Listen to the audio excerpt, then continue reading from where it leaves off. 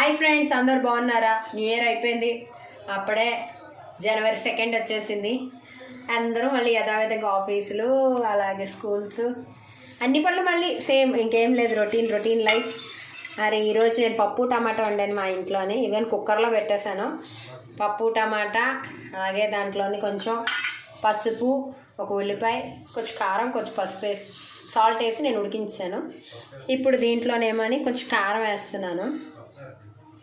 ఇప్పుడు దీంట్లో కొంచెం మళ్ళీ ఆల్రెడీ పసుపు వేసాను, ఇంకా అయినా కొంచెం సాల్ట్ వేసుకుంటాను, కొంచెమే.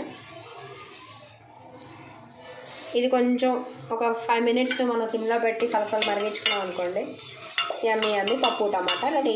నచ్చితే కూడా లైక్ చేయండి, మా ఛానల్ సబ్స్క్రైబ్ చేయండి. కొంతమంది తాలింపు వేసుకుంటారు, తాలింపు వేసుకున్నా మంచిదే.